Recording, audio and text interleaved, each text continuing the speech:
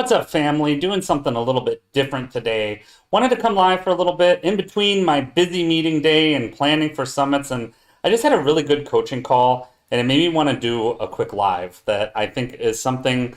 I was working with a client on the last call, and it made me think about summits because I have been in the process now for the past 2 weeks of being a part of a couple of, I feel actually very honored to have been a part of a couple of really big summits. So I was a part of Speaker Fest that was hosted by Jackie Lappin and her team, who I've been working with for many, many years, and that was an awesome summit. And then tomorrow, I'm excited, actually, in this URL that's on your screen right down here, nowpresentingyou.com/authority summit, I'm excited to be part of Authority, Influence, and Profit. I was invited by my good friend and client Kelly to that, which I'm really excited to be a part of. But what I was here to talk about today is how to think about summits. Because for a lot of you, you might only think about the speaking side, which the speaking side is really important and it's nice and it's great and it's good and you want to be on the speaking side and you want to book as many of these things as you can and it's good and it's powerful for you. But how do you play as a participant when you're going to one of these summits? And this has resonated with me quite a bit over the past couple of days. As I mentioned, Kelly, who introduced me to this summit and is a participant in a lot of summits, reminded me of something that's true for me as well. I tend to meet many of my longest term clients and my longest term relationships at summits as an attendee, not as a speaker. Yes, and it's great to be a speaker and participate in as much as you can, but the question I ask many of you who are participating in a lot of summits, you're going out to events, and this client just reminded me of this on the call we were just on, is are you really reaching out and networking and talking to people and getting contact information the way you should when you're playing as a participant? Because it's just as important for you to be doing that at these events. Now, that said, you're not there to steal anybody from the events, or you're not there to talk badly about any of the speakers or be obnoxious. You don't want to do any of those things. So you don't want to be somebody that's on a summit and you're like, oh yes, this speaker doesn't know what they're talking about, but I do know what I'm talking about, and this is how I plug into them. But you actually have a unique opportunity as a summit participant to be able to have that chat, to be able to network with people and communicate with them, to be able to answer the questions. One thing that I do a lot is if somebody has a question, obviously the speaker has an answer, or if they aren't able to answer it, if they're one of those speakers, which just drives me nuts, who's like, I'm holding all questions till the end of my presentation and I'm not going to talk about any of these things right now. If they're one of those speakers, a lot of times what I'll do is I'll send that person a direct message with the answer to that question and what that question looks like and how it should be. So if you can do that, it's a great opportunity to do that and to reach out to people, answer questions, be a valuable resource, and just be somebody that's there in the chat, somebody that's there regularly. If you're trying to hype up the speaker or hype up the chat, or if the speaker is trying to do that and can use your help, being a good participant at these events is actually very underrated in terms of what it can mean for you and for your business. So how do you do this? So one, always support the speaker that you're there to see. So edify what the speaker is saying. If you have something that you can add that's valuable to them, then do that, but do that in a way that builds up the speaker or the presenter that's presenting. So you don't ever want to show up and step on the expert. In fact, a lot of times you'd be shocked at how badly that can backfire. Because it can backfire because, first of all, the speaker can step on you and say, and start arguments. Actually, this early in my speaking career, I had an argument with somebody on stage in the room about a particular strategy. And I'm somebody that has a strong opinion sometimes. Like, that's how it works for me. I have a strong opinion, and that's okay. But at the same time, when you're on stage, you always want to make sure that you're supporting and building on the conversation that the speaker is having. So whatever it is that they're saying or doing, if you have something, even something that's like directly confrontational to them, if it's directly confrontational, just don't do it. But if it can be additive or it can support, or if it's something that even the speaker can build off of, then do that. If you have a good question that you know, like the chat is feeling it or other people in there are feeling it, and you could ask this and it would make a bit of a difference, you want to do that. Like, that's something that can really build up a speaker. And it's something that I appreciate. Like, if you're in my chat during a summit and you're like, oh, I really like this point, dig into it deeper, I think this would be valuable, that's okay to do it. But don't hijack the speaker, don't step on the speaker, don't make the speaker look bad or any of that kind of stuff. So that's something that you want to do, number one. Number two, as I mentioned, after you've built up the speaker and that kind of thing, it's stand in your own authority, stand in your own place of authority that's unique to you, that's letting people know, like, okay, this is what I know and how it adds to what the speaker is saying, or this is my experience. A lot of times what I'll do in this is just tell stories. I'll say, yeah, this is something that I experienced with a client of mine, if I'm building on that, and this is what it was, and just tell an example, which does two things. It's not stepping on anybody. It's not directly promoting anything. It's not trying to drive anybody to what I'm doing or my offer or my website or any of that stuff. It's not doing any of that. What it's doing instead is just saying, like, yeah, I have an experience like this, or I've experienced that kind of thing. That gives you some instant authority without having to steal or step or be slimy or do any of that stuff at this point. Yeah, that's something that's really important to keep in mind. So, again, jump in with stories, jump in with questions, support the speaker in that regard. And third, have your own goal. So you want to have your own goal for what you want to achieve as a participant at the event.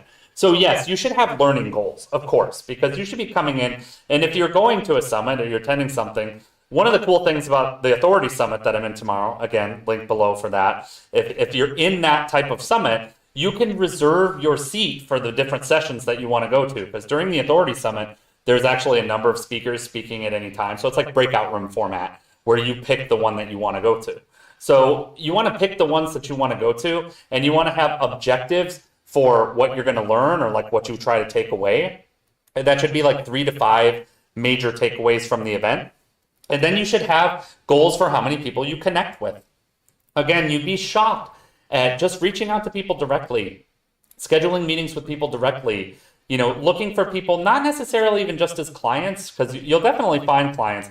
And as Kelly mentioned, she found book clients and people that network with her. I found clients that way as well. But obviously, you could find potential partners and people that want to support you in your promotion and what you're doing. You could find other speaking opportunities and other summits that way. And you can just find friends. Like, it's a good thing. And it's a good thing to have good friendships and good relationships in the industry, because as a speaker or expert or content creator, what you start to realize is that the industry is very small. I know it's that cliche step that people really bust out all the time, saying like more people would rather die than speak publicly, which is true. The public speaking industry and the content creation, although it feels like it's growing because of all of the platforms and how the platforms are promoting content creators, it is growing to some extent. But the speaking and expert industry is always going to be a niche in its own way. It's always going to be a certain group of people that only want to present because that's what they love to do. They love to enrich people's lives, or they love to train, or they love to do things that way.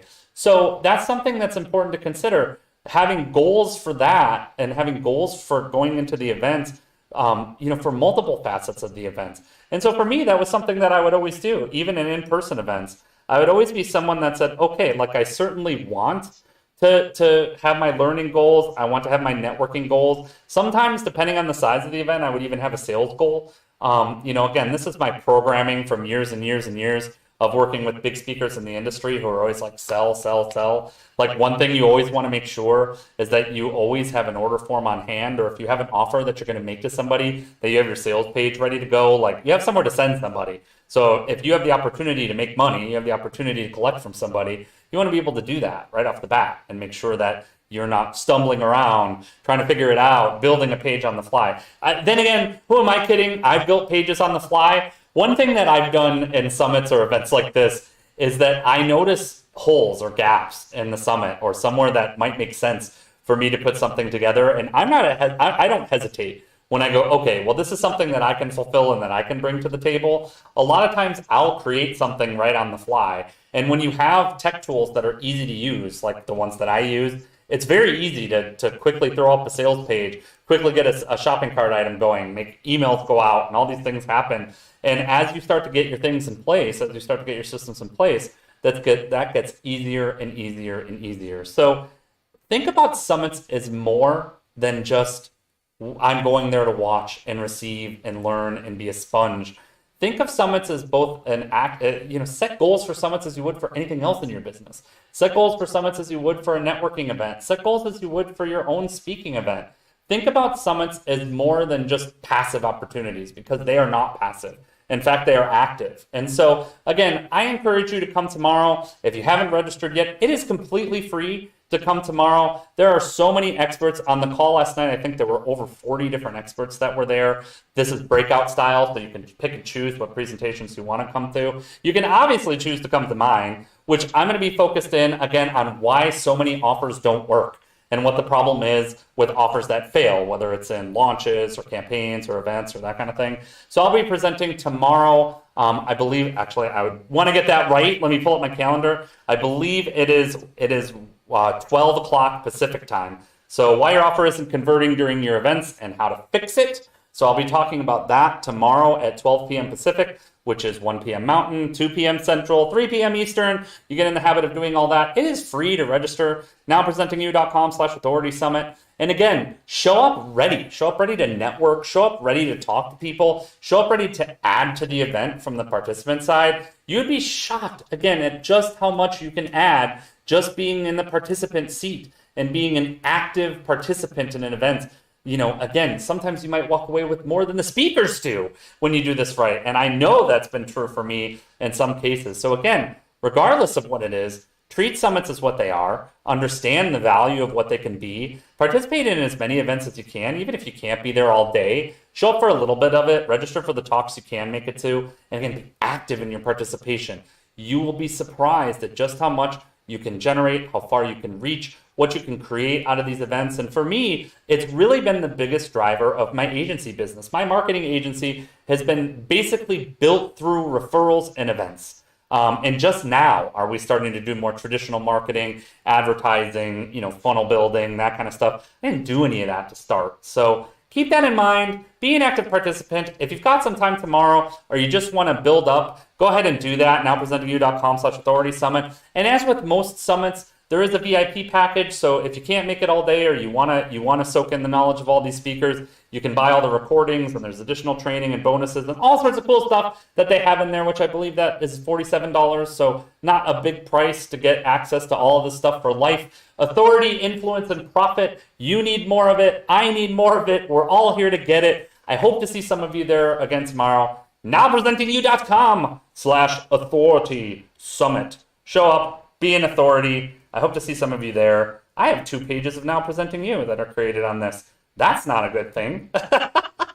When I look at my scenes, I'm going different places. That's not good. So I will see you guys soon. Hope you enjoyed this quick live, or if you're watching this on the replay, please leave me a comment or a like. Let me know if you like this type of content, if you like these kinds of lives. I want to do these more often, and I had a break in between meetings today, so I'm about to jump on my next one. Talk to you guys soon.